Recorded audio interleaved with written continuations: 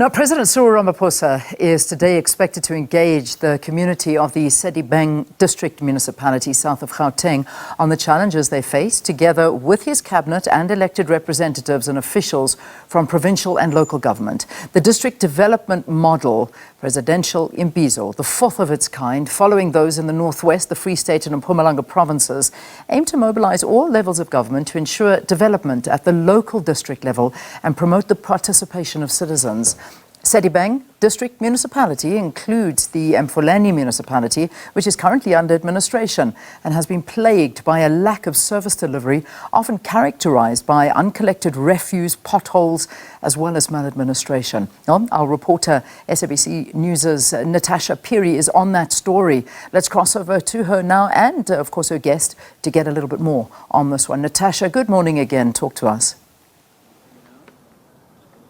Thank you so much, Leanne. Good morning once again, of course, to you and to our morning live viewers. We're now joined by the host, of this presidential Imbizo, none other than Gauteng Premier David Makhura. And we'll just get straight into that interview. Premier Makhura, thank you so much for joining us on SABC News.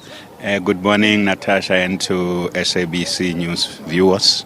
So the whole point of, the presidential Imbizo is to encourage the district development model, ensuring that all three spheres of government work well together, not in silos. I think Gauteng is very interesting because, remember, at a provincial level, it is the ANC that actually rules. But, last year you were dealt a blow at the elections where you lost 3 key metros.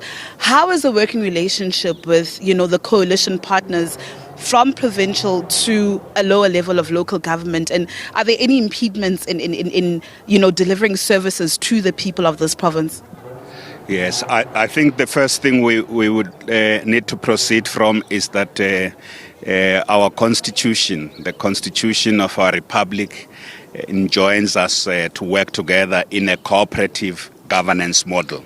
That's a very important foundation principle of our constitution, that all spheres of government must work together. And when you get to communities, you get the same sense.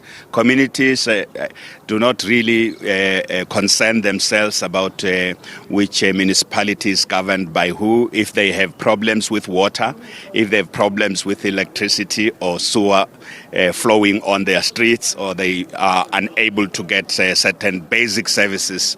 They would like those things to be fixed by government. So we have been working in this province before 2016 and after 2016 and 2019, emphasizing that all the spheres of government, even if it's the same party, there are many experiences where it's people from the same party. It cannot be assumed that there will be cooperation and collaboration on one development plan. So whether you have coalitions, whether you have different parties, I think the important thing, not just what the district development model is expecting us to do, but the constitution of our country expects us to do that. Here in Sedibeng, Sedibeng is the southern part of Gauteng province. We have a district municipality and 3 local municipalities. We have one plan for this district, and the district development model is in the last few months and weeks. We have really been giving a lot of momentum. In fact, we started implementing one plan for all our districts and metros in Gauteng, even before the implementation of the district development model. Even where there are different parties, we have one plan for Tshwane. There may be a coalition there, but the province and the city have one plan for that. What is our plan for Sedibeng? We have one plan for Sedibeng here. We want to fix the economy. The most important problem of Sedibeng is that there's been deindustrialization of this economy. This economy has been on a long-term decline due to the collapse of the steel industry, huge job losses as a result of the closure of factories here. So we have a plan, and we have been implementing that plan. Today we are going to be reporting to the communities. Talking about that plan, Premier, of the special economic zone in the south here in Sedibeng. Okay. Amongst those other plans, actually, you just answered my question, the Growing Gauteng Together 2030. You've got that vision for 2030. Just elaborate. I'm more interested, especially in the Savannah city. Okay, so So let's first say, so the whole province, we are driven by this plan of action, Growing Gauteng Together. But in Sedibeng, the principal intervention here is about building a special economic zone, revitalizing manufacturing in Sedibeng, bringing in new industries like the hydrogen economy. Sasol is based here, working with other partners in the private sector. This is going to be a hydrogen hub. We have got the National Hydrogen Hub being in Northern Cape, but the industrial deployment of green hydrogen is going to be located here in Sedibeng. We also have other, in addition to manufacturing, renewable energy, we also have a significant interest here of people who are growing cannabis and growing it for processing, mainly for medicinal use. So we've got a lot of cannabis growers already in the Val and others in the other parts of Gauteng. This is going to be a cannabis hub. So if you think of all those, we also have the private sector. We had a conference with businesses last year, October. 45 billion rands was pledged by businesses. They came. Those businesses are already active in this area. They just need bulk infrastructure. So the key thing that government really needs to do is take care of the big infrastructure investment, because we already have businesses that really want to bring in new investments in this area. So that's what we are looking at.